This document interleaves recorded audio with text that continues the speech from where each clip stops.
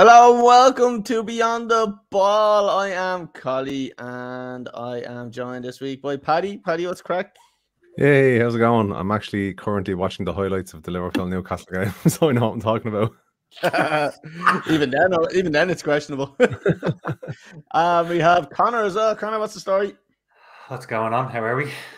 Lads, we're all fucking happy as Larry here, aren't we? We're all like fucking pigs in shite. Who would have thought all of our teams actually won? That was great. It's great to see. Lads, we're going to be looking at some fans' opinions for the week from the weekend, and then we're going to jump into the review.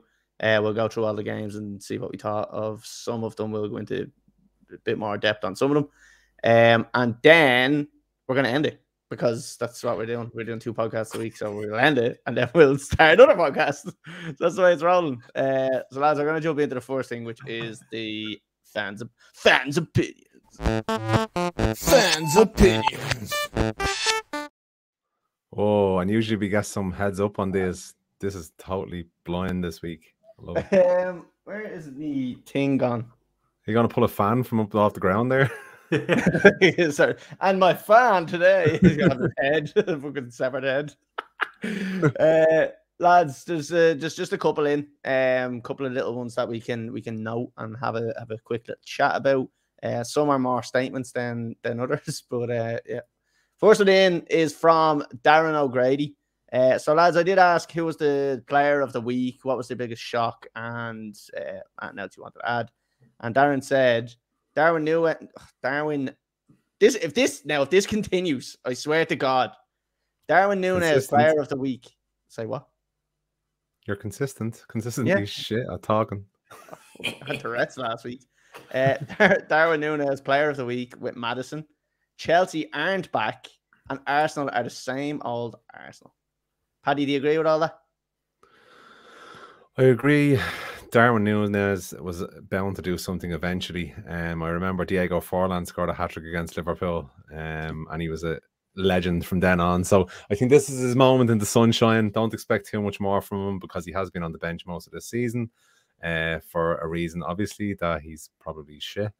The second one, Maddison, yeah, he's doing well at Tottenham, I have to say. Yeah, great boy from them. Would have took him all year at United. And then Chelsea aren't back. Absolutely agree with that. And Arsenal bottling it. Yes, I seen actually in the first game they were 2-0 up. They went 2-1 down, and you could see they were very, very shaky. So yeah, not a massive surprise to see Arsenal drawing. Conor, do you agree? What's your thoughts on Darwin Núñez? Yeah, I think it's been from his pre-season. It's been maybe a little bit unfair that he hasn't gotten a starting role. Are you smelling Juve? Yeah, Juve's coming. You know, gotta get the brain taken out there. Big up Dave if he still listens. Big up Dave. What a legend. Juvie Dave. Yeah, I thought you should have gotten a start, but obviously came on, made an impact. I can't see Gakpo starting against Villa next week over Núñez, to be fair. My top player of the week was James Maddison. Watched most of the Spurs game. He's just fucking electric. He was everywhere. Almost suited him not having Harry Kane. Could just let him and Son do a little bit more floating. Found himself in the box a couple of times. Found himself out on the left. Really good. Chelsea's still spluttering a little bit, I think. But I have a nice run of games. 3-0.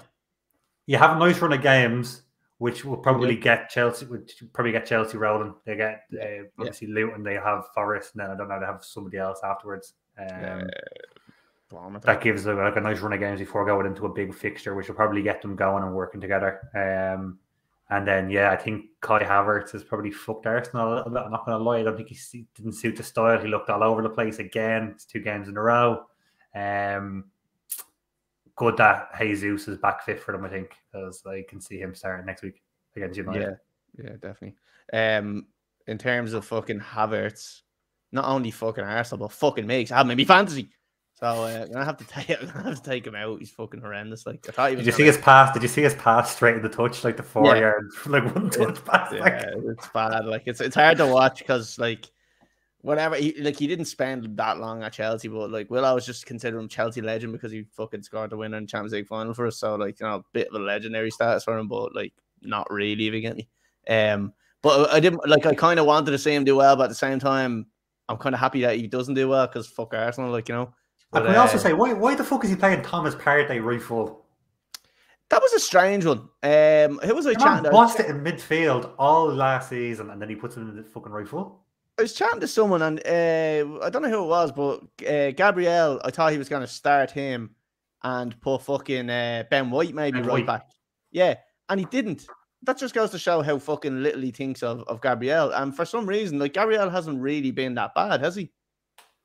Gabriel had a good season last season. He started centre half with Saliba last season. And then he took over the mantle as the leader then when Saliba went out injured. Yeah, so I don't know what shit defensively then, though, weren't they? After that, I mean, he did have what's his name playing beside him, Holding, at one stage, and Partey was out injured and Ben White was out injured, so I wouldn't put it down to him. Yeah. But strange one. I would have thought I would have played him and put Partey back in, where Partey and Declan Rice together. I don't know who's playing through that. Like, I don't know, it's difficult. I'm going to touch on what Darren has said here. Darwin Núñez, to be honest with you, it's been coming for a while where he has been putting in good performances. He gets himself about, but is the one thing that always bugged me about him was he's kind of signed him as a striker, didn't you? Like, he was kind of a striker. And then you seen from the first couple of games, them snatches where he just kept fucking pulling the shots across the goal. That right there, the tight snatches. But that shot there, sorry, that distracted me there. But the 2 goals that he scored were like mirrors of what he did last season, but pull it to the corner flag. And it's good to see him actually scoring and getting hit in the fucking target with them. The 2 goals were identical, pretty much. That first goal is an absolute worldly of a strike. Cracker. Yeah. I don't know. Mark Albridge did a watch along with it, and he shouted, "Don't shoot, you'll embarrass yourself." And then the ball rattled in off the fucking post. Fuck's sake.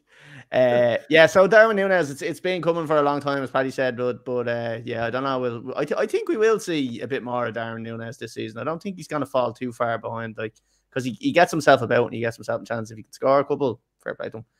Maddison just looks like, to be honest with you, Conor, I think you just said it there. Spurs are probably going to be better without Harry Kane because they're just going to play more as a team. I'm a big fan of your man, Ange. I'm not even going to try to say his second name, but did you see him when he went into the studio in Sky? And your man put the microphone up the top. He comes in and your man puts the microphone up the top, starts pulling his top up and puts his hand up his top and all. And he's like, Jesus, mate, bought me dinner first. That was brilliant to us. So I'm a big fan of him, although I don't like Spurs. Spurs can fuck off, but big fan of him so far. Chelsea aren't back is absolute nonsense. Chelsea are back. Everyone gave me stick about it just being Luton. Doesn't matter. They're in the Premier League. They're a Premier League team. You can only beat what's in front of you. We beat them 3-0 comfortably. And Arsenal are the same old Arsenal. I agree with that. Arsenal are dirt. Right. Anyone else add on them? No? Happy? Move on. Next one is from Niall Black, 1980. And he says, Darwin Núñez or Sterling. Now, he's just saying player of the week is Darwin Núñez or Sterling. We touched on Núñez. But Raheem the Dream, lads. Raheem the Dream. What a performance we've seen from him this week. And he's been doing it for the last 2 or 3 weeks. It's almost as if he's taken on the experienced figure and he's leading by example with his performances. It's the best I've seen him playing in a Chelsea jersey, which doesn't say a lot because he was shy last season. But he has been very good in the last kind of 2 games in particular. And it's good to see him getting on the score sheet. He did say at the start of the season he was going to be Chelsea's top scorer this season. I don't know whether that's shitting on Jackson a little bit, but also I love the confidence. Lads, what did you rate Raheem the Dream's performance this week? That wasn't the question. Paddy, I just want to know. I just want to know. Give Raheem the Dream some praise. Praise. I'll let you go. Yeah, good performance. It was kind of back to Sterling Liverpool days, maybe early City days. I think taking players on, happy to take a player on and go inside or outside instead of just being that touch inside, touch outside fucking merchant that everyone knew where he was going. Probably is shitting on Jackson a little bit. Probably noticed the gap from last season of having no out-and-out goal scorer, and probably still relying on someone relatively unproven, and he's the only kind of proven frontline player, I suppose, in the Chelsea team. He's done the Premiership before; the rest of them really haven't. That's probably where he's coming from on it. So there's a lot on his shoulders, I think, this season, especially with the injuries to like Reece James and stuff. And again, I'm not sure how long it's going to be, but he is one. And well, I was going to even say more like those experienced players who have played in the league before. Like there's obviously there's Thiago Silva in there, but then that's where the front line it's him really leading Mudryk or leading Chukwueze or whatever your man's name is. Jackson. That's a great attempt. Chukwueze. I did all right, didn't I? It's obviously going to fall on his shoulder. So yeah, good performance. Achievers 10-11. Paddy, anything to add on that? On Raheem? So Niall Black 1980, some ambiguity around your comment here. Darwin Núñez or Sterling, is this like for a bottle of wine and a rom-com of a Friday night? Is this who'd you rather in your team? The best player of the weekend? So let's start from the first one. I'd probably prefer Sterling for a glass of wine because he's just not as big. It'd be easier to hold. Is he the glass of wine or what? If he wants to be. Controversial question: is he red or white? Be careful. Red. Oh, okay, right, okay. Why? Because I don't drink white. Oh, right, that's fair enough then. Okay, no other reasons. Woo! I dodged the bullet there.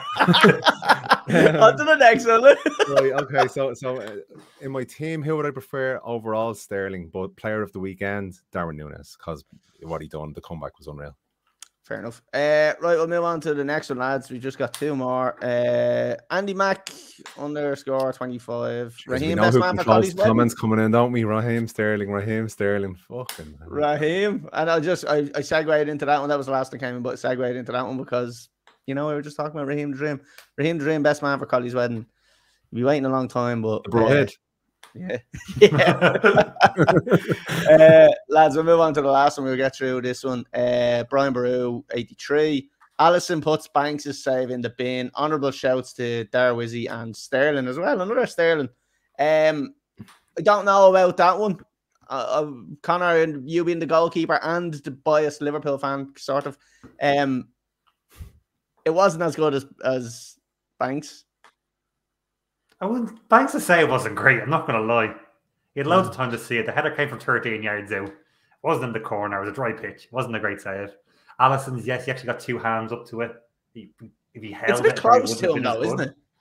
Yeah, but it's hit with a venom. Is all I'm going to say. Yeah. I'm going to say it probably is better than Banks' save, but not because Banks' the save was the best save ever in the history of the world. But like neither was Allison's. But it's the most saves. Oh, I love that save against Sheffield United in the FA Cup. It is porn. Yeah, it's porn. Alisson, the most saves he's made in any Premier League game at the weekend. He made 8 or 9 saves.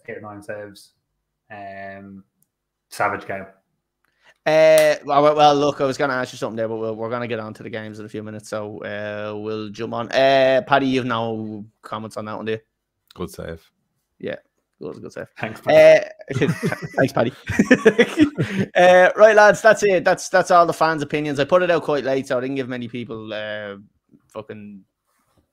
didn't give people much time to get their responses in. And they keep asking the same question. I need to come up with some different questions, It's the lack of creativeness off this podcast. It's just beautiful. Lads, we're going to jump on to the football review.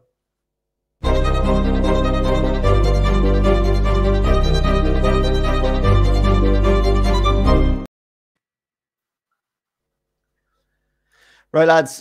First game up, Chelsea versus Luton. I'm not going to spend too long on this one, because there's not much to add to it. Look, it's a good win for Chelsea. We needed it just to build a bit of confidence against a shy team. I still don't like. I don't like the formation that Poch is playing. I don't like that 3-4-3. Not a big fan of it, but it seems to suit the likes of Raheem the Dream. So I'm happy with it. Gusto brought in instead of Reece James. I had him in fancy football, got an assist and a clean sheet. So got 14 points for him. We'll see that in next week's episode. Or the next episode. But Chelsea overall, Raheem the Dream, really impressed with him. Not much else really to write home about. It was a kind of standard enough performance. So yeah, I'm happy to just fucking move on. And we've a good, like Conor said, we've a good run of games coming up. Forest and fucking someone else, can't remember who it is, but 2 winnable games in the next 2 games. So hopefully fucking another 6 points. Chelsea go on a bit of a run and see what happens from there. Yeah, lads, anything to add on this one, Connor? I mean, they had a shot on target inside 3 minutes ago after whatever 16 or 17 minutes. It was never really in doubt. Bit shaky towards the end of the first half. Little kind of pressed and squeezed a little bit, but then scoring early in the second half, just the game was over. We're never coming back. Yeah, Paddy, anything else to add on it? Look, it's a game you had to win. Would you have won it under Potter? Possibly. No. No, but seriously, this is a game you had to win to start some sort of momentum, and yeah, good result. Yeah, Forest is the next game for Chelsea, and then we go on to play Bournemouth away, but still a good game. Then we have Villa back at home then. So like them 3 games, they should be winnable games. Then we Fulham away. So like there's a good run of like there's and then Burnley. So there's 4 games there which Chelsea I would expect to take all the points from. Villa will be a tough game. Villa will be a tough game, but I still think that Chelsea should be beating these teams. They have to beat them. They have to beat these teams. Like if we want to start getting up to top 4 and challenge, we have to beat these teams. We can't accept a tough game against all these teams. We need to score early and shut the game off, and that's it. Like we can't be accepting it. And I do think the mid-table teams are getting a lot better and harder to beat, but still the big teams have to show. City don't really struggle doing it. So everyone else has to start fucking doing the same. Question for you. Go for it. 4 points from 3 games. You can't be happy with that. Considering where we were last season, we've got a brand new team, a brand new manager playing a brand new system. One of the games was Liverpool, so top 4 game. Unfortunately, the second game didn't go as we wanted. West Ham away. It's never really straightforward when you kind of have that match at London Derby. So to be honest with you, 4 points, I'll take it. If we had Potter there, I can guarantee we'd have fucking 0 points. So I'm happy overall with Chelsea. I'm seeing a lot of promise and I'm excited. So I've got me passion back for watching Chelsea. And that's the one thing I can say. It really did die off when Potter was there. And now we got it back when the likes of Lampard was in. And but it's really back now. I'm just hungry for a game every week. Well, no, under bills as well. I don't hide. Now I did hide when we lost against West Ham, but I had COVID. No, I had COVID. Yeah, it was like perfect plan, wasn't it? COVID's not even a thing anymore. Will you fuck off? Well, apparently it is. So yeah, I tested positive for it, so apparently it exists. Right, lads, we jump off for being a legend. Came up a big L for the legend. Lads, the next one, Bournemouth and Spurs, 2-0 to Spurs. Paddy, what did you think of this one? We kind of touched a little bit on it with the likes of Madison, but were you surprised at all that they got the win, or did you think it would be harder? It could be another Spursy thing, they beat United and then they go and lose a game like this, but they've followed on with another good result and more points on the board. Connor, what do you make of Spurs this season and how do you think they're going to do? The football they played on Saturday was unbelievable. As I said, I watched most of the game. They seem short in 2 areas. Their goalkeeper, I'm not convinced on. He was 3rd choice last year for a reason. I don't know if they can go in and get somebody else in, or if Lloris comes back when he's fit. I don't know what that situation is. They're trying to offload him, then they're trying to keep him, then they're trying to sell him again. So like, they can get somebody back in there, and then I can't see Richarlison doing anything. He doesn't even create link-up play. He does nothing. They play better when he drops in deep, and Son and Madison came in the back of him pretty much. It's a peculiar one. If they can get that sorted, even with like a Bobby Firmino style of player, like a false 9 almost, who can just link up the play, I think it would suit. As opposed to like out and out number 9. But really impressed. Your man Sarri in midfield looks great. As we said, Madison, Kulusevski even playing well. I didn't rate him at all. So it's a good looking side, fairness. Yeah, like I said, I touched on already. I do like fucking your man Ange, whatever his fucking name is. I do like him and I do like his style. Yeah, and we call him Big Ange, even though that name's. Did you hear what he said? Did you hear what he said about that when they were asking about the new style of football? No. Oh, he just copying Pep. I'm just copying Pep, mate. Yeah, it's deadly. Yeah, it's really good. Yeah, they were talking about the wingers, I think, coming in as playing as a centre mid or something. He says, I'm just copying Pep, mate. It's fucking brilliant. Like, I love it. I love them type of characters in the Premier League. It's what it needs. Right, lads, we'll jump off Spurs. We'll jump on to the next one, which is Arsenal and Fulham 2-2.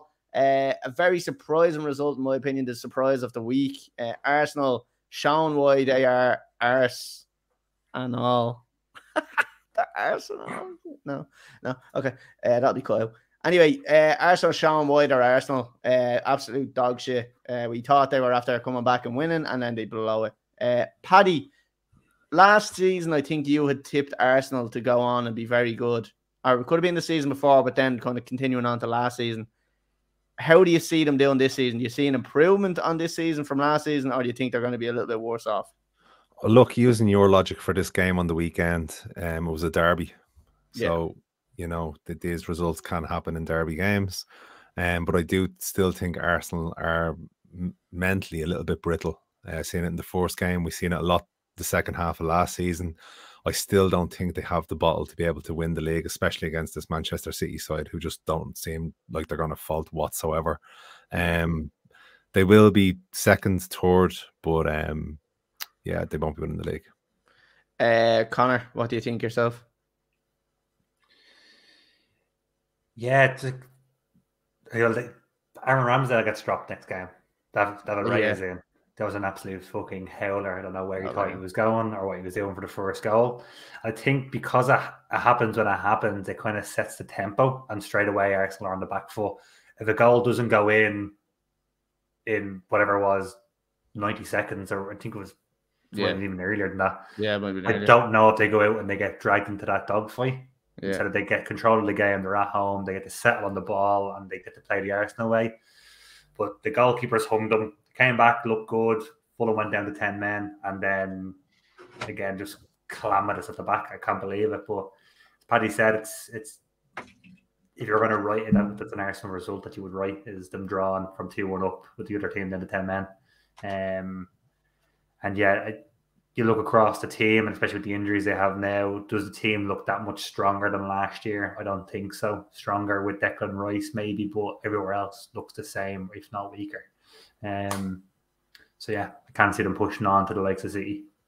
Yeah, I don't think they have it this season. I don't know what it is. Like, it's like they've lost for Hugh Xhaka. Like that might be a bigger loss than we think.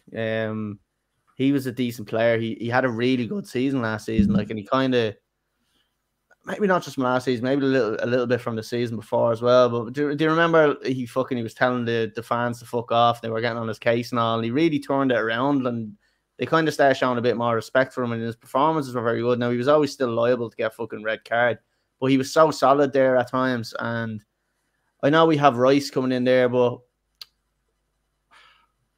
like, how highly do you rate Declan Rice at the moment? Not 100 million. I don't think so. No. But this is just the market, though. It's like, I suppose, if you look at Casado as well, that went to Chelsea. There's no way he's worth that type of money. Would I prefer him than Casado on my team? Yes. Would you? Yeah. So right. Would you, Conor? Yeah. I don't know. I think Rice is quite. I don't know if it's because he's English, and I don't know whether I feel like they're trying to overhype him. He was Irish to make. Well, he was Irish for a couple of weeks. I don't know whether they're trying to overhype him to make him seem like he's better than he actually is, and I don't know whether that's playing in my mind. That I'm thinking that that's what's happening, and I'm probably not giving him the benefit. But I don't know. I'm still the fucking jury. I think that's what I was saying. I think that him playing with Partey in that midfield suits Rice. Rice is a little bit more all-rounded than Casado, I would say. Yeah. He chips in with more goals. He chips in with more assists, more forward passes, getting into the box. He did that a lot with West Ham. It seems like he's being pushed to be that number 6 now. Why can't you let one of the best in the league last season and Thomas Partey do that and let him have a little bit more of a freer role, kind of like Bellingham has at Real Madrid with two Semenis sitting in there, and he can go, like, he scored a header at the weekend from 6 yards out because he ran into the box. Yeah. Like, I think Declan Rice can offer that a little bit more than Caicedo can. Yeah, fair. And that's why I was actually, when I was saying that, that's the first person I thought that popped into my head was Jude Bellingham, because I'm thinking, right, I rate Jude Bellingham now because he's doing it away from England, and we're still kind of hearing about him even though he's not in England, whereas like it's not the English media hyping him up. He's kind of getting the credits from German media or now obviously Spanish media. Player though as well. He is a different type of player altogether, yeah. But it's just that type of judgment that I'm being cast on him, whether he's because he's English and can be a little biased as well. It could be, an element of getting used to the team he's in as well. Like you look at West Ham now, and how they're doing under David Moyes now at the start of the season. They're having a great start to their season. Declan Rice is coming in here, and it pretty much changes everything he's been playing, the system he's been playing for the last couple of years. So I think he'll settle in well and he'll do very well at Arsenal. Yeah, all right. We'll move on to the next one, lads. Brentford and Crystal Palace, 1-1. Yeah, bit of a bar fest. We won't spend too much time on it. 1-1. Conor, were you surprised by this? And I probably thought myself that Brentford were going to get nicked the win, possibly. Conor? Hello? Conor? Oh, sorry. My internet broke up there, so I missed who you asked that. So I just assumed it was Paddy. And then as soon as I heard the silence, I was like, shit, that was aimed at me. Bit of a shit game. Thought Brentford were going to do the business. What I will say is your man, Jakob Anderson, is a fucking phenomenal player. Yeah, he had 4 or 5 blocks in Crystal Palace's on the goal line, pretty much like 6 yards out, and he went up the other end and scored a fucking header. So like, what a baller! But I didn't see Palace score. I couldn't see where Palace were going to score from this season, really. And then it had to be the centre half who got the goals, Yeah, exactly. Paddy, did you pick? Am I right in saying you picked Palace to go down? Yes, I did. Standing by it as well. Yeah, did you? I think so, yeah. Outstanding by it. Although they're getting Dean Henderson now, so they'll have a half decent goalkeeper in goal. But just on this game here, I have to say the scorer for Brentford is a bit of a shady character. Oh, Jesus Christ. That's horrendous. Right, lads, having said that, we're moving off. We're moving off that one. It's horrendous. Because you have to learn how to work the crowd here. If you just had to laugh along here, his name is Skade. His name is Skade, Paddy. It's nothing like Shade. Skade. Yeah, it's SCH. It's just right, look. I'll edit that in, right? And we'll clip the rest of people all over people in Malaysia are laughing all over the place now. The Malaysian Asians are fucking in hysterics at the moment. Lads, the next one is Everton and Wolves. Everton just have an absolute shit show at the moment. Bottom of the table, 3 defeats. Sean Dyche is, I don't know, lads. How long did they leave it before they sack him? You'd like to think he'd get a couple of more weeks, but I don't know. Are they going to get a little bit anxious with where they are at the moment and do it before shit really goes fucking south? They can't go any further south, but how long are they gonna wait until something gets better? Conor, do you see them sacking him or no? If it keeps going this way, they have to. Like, I can see many more games, you reckon? If it keeps trending that way, mid-October, I can see him going. Really, yeah. So I can see him probably getting another. We have an international break as well, so maybe there are 4 games, 3 or 4 games. There's already booze at Goodison Park. Which is fucking 3 games into the season, and it was only their second home game, so that's not great. Yeah. He's signing some bloke from Udinese today, Beto, for 35 million quid. Fuck. I don't know who he is. I've never heard of him. I thought he played in goal for Bournemouth, but that's obviously not him. It's obviously his brother now. But yeah, delighted they got beaten. Want to see them go down. It's they're just boring to watch. It's dreadful football. Like, even worse than watching Luton. At least Luton press. Yeah, you get a bit of excitement with Luton, and like Luton are the underdogs. Do you know what I mean? So like you kind of get that bit of excitement when they're doing well. You're all like, oh yeah, great. Everything you kind of expect, like they're an established Premier League team. You expect them now to be getting results and putting it up to teams. But now, like when Moyes and the stuff was there, they were finishing fucking top of the table, or top half of the table. So they were finishing around kind of 6th, 7th, 8th, pressing that fucking European charge. But now they're fucking they're bollocks. Paddy, do you see everything going down? Unfortunately, yes, but how much of it is Sean Dyche's fault, and then how much of it is how much he's being backed by the club? Because there's a lot of question marks over the ownership and the new stadium. And if you look at his reinforcements, like what one plus Sean Dyche had always was he was good defensively, because he had to be at the clubs he was at, and the defensive reinforcement he brought in for Everton was Ashley Young, who isn't really the most solid defensively. 36 so or something, was he? Is he being backed? But at the end of the day, the sword falls on the manager. So if results don't pick up, I agree. Mid October, he'll be gone. But now I'm looking at their injury list for the weekend. Go on. Their injury list: Alex Iwobi out injured, Calvert-Lewin out injured, Seamus Coleman, Andre Gomez, Jack Harrison, Dele Alli, Dwight McNeil, and Damari Gray all out injured at the weekend. Jack Harrison they bought this summer for 25 million. Yeah. Obviously Dominic Calvert-Lewin, top goal scorer. Iwobi was chipping in last season as well. Iwobi was chipping in, but like they went 1-0 down with 3 minutes to go, and he made one substitution after they went 1-0 down to obviously try to get a goal back. Yeah, not much depth there, is there? Like, no, but I haven't even got to the good bit yet. What the substitution was. They took off Idrissa Gueye and brought on Michael Keane to try to score a goal. Oh, for fuck's sake. I wonder if they put him up front. They put him up front. Neil Maupay was on the bench, an actual striker. What the fuck? Yeah, right. Hold on a sec. We have to start questioning Shmoney Dyche here. Like, what's he fucking smoking? Maybe he just wants a way out. Don't blame him. It is something to do. Lads, I'd love to stay on that, but I'm gonna jump off because we're about half an hour in there, and I want to try. Get to the end of this. Paddy, 3-2 to United. Talk to us. Horror 4 minutes.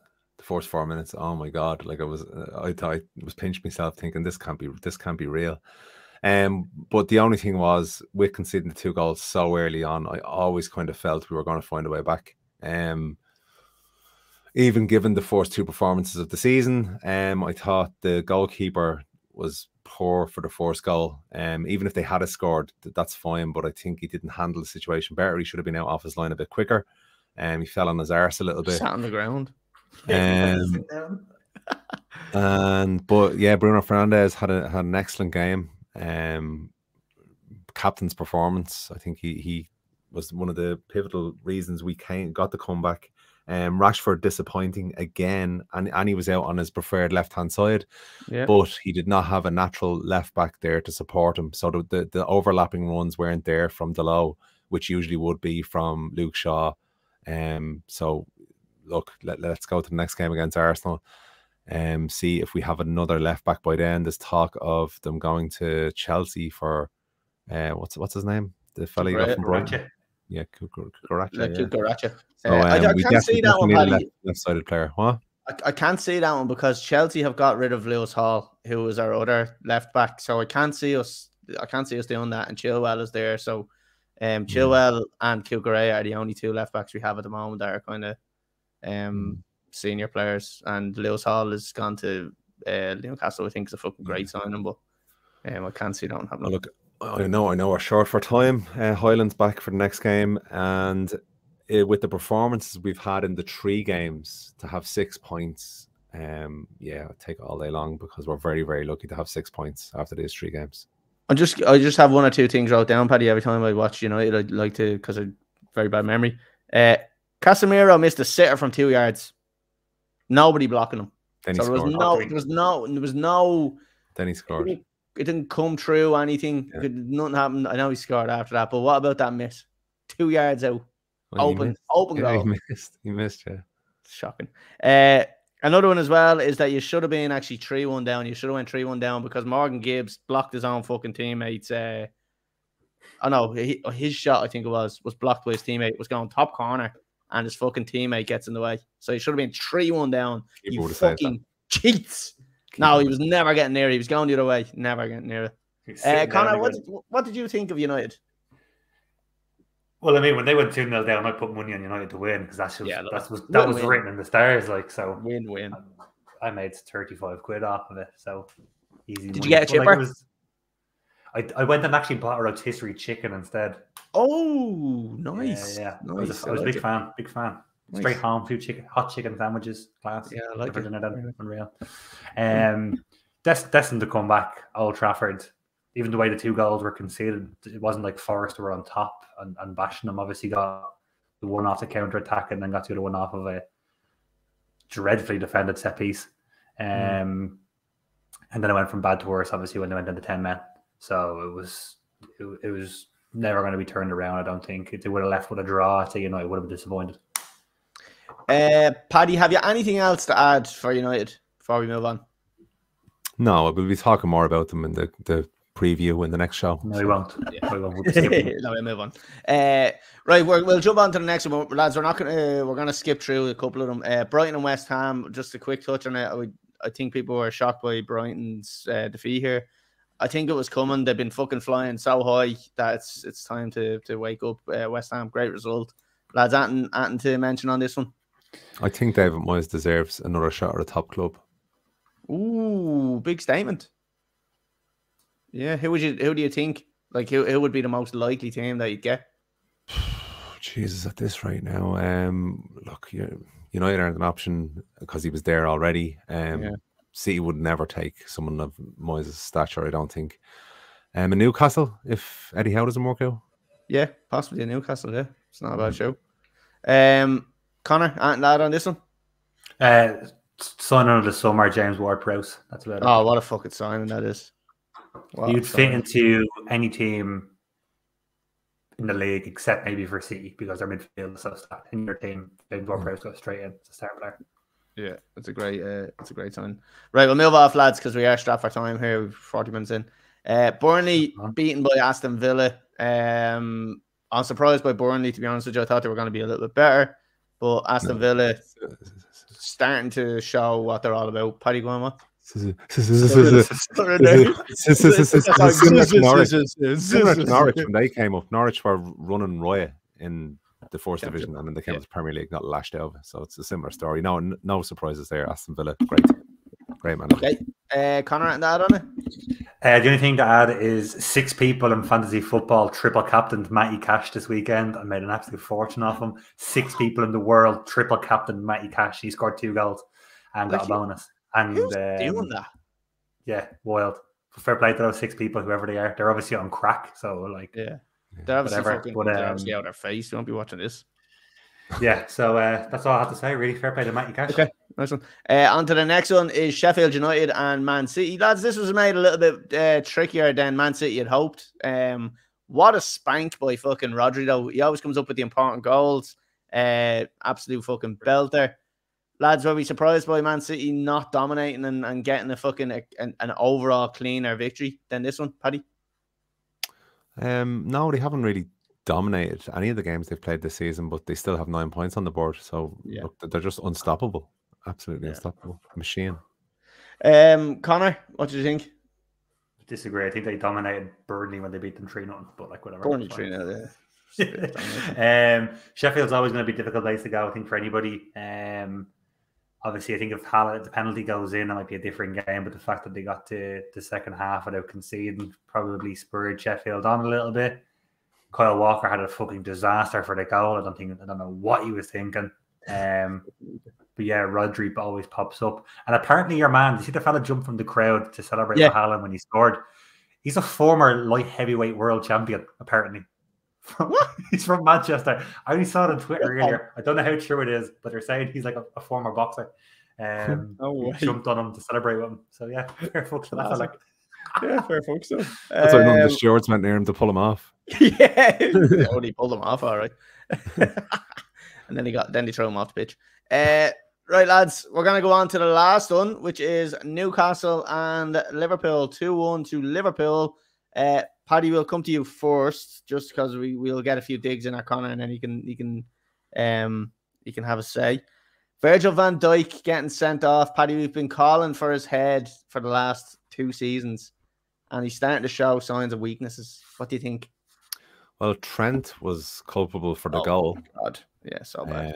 And then, said the sending off as well. So he's out for 3 games. So it will be a big miss now. 1 game ban, is that all? Yeah, it's a week to die in a clear goal scoring opportunity. It wasn't violent conduct. Yeah, 1 game. I didn't know there was a difference. Oh, okay. Well, there you go. 1 game, not too bad. So, Connor, what did you make of it? It was a great game. Yeah, it was caused me stomach cancer, and then it cleared up in the 95th minute. Chicken deplorable first half. A little bit upset Trent didn't get sent off, because I think it would have helped Liverpool a little bit.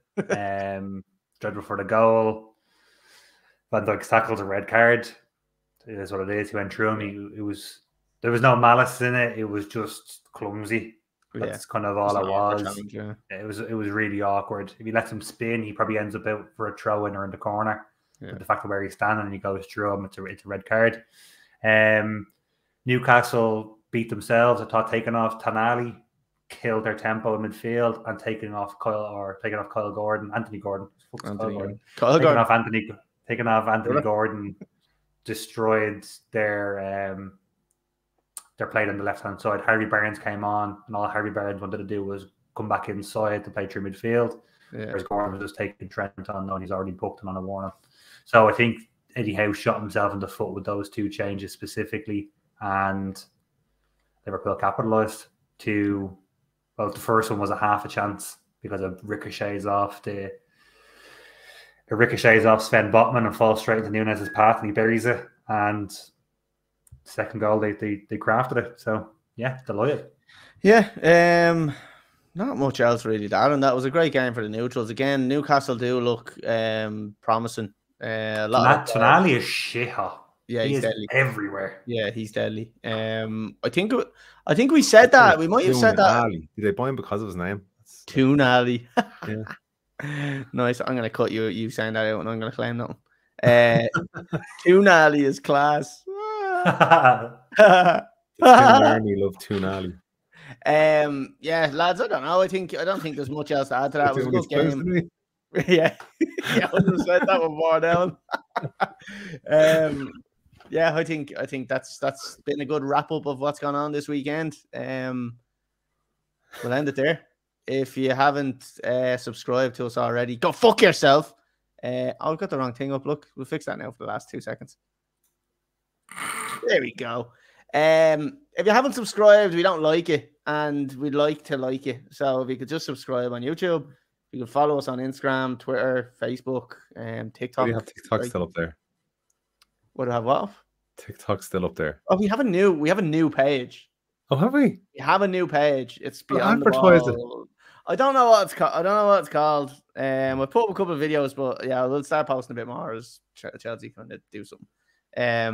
But you know what I might do? I might just not keep it. I might just not go Chelsea related. I might just do like a quick football review of the week, like do a week review in 60 seconds or something, or a Premier League week review. You do most of your business in 60 seconds, in fairness. So. 60 seconds, we'll do it 4 times in that. I was including the crying in that as well. Sorry. Oh, nice, yeah. And the cleanup. Right, lads, that's it. We're gonna end it there. We'll be back on possibly Thursday. I don't know when it's gonna be out. It depends when I can edit it. We're in the same clothes. We're in the same clothes, yeah. So yeah. Thanks for watching and listening, and we'll see you. Tonali.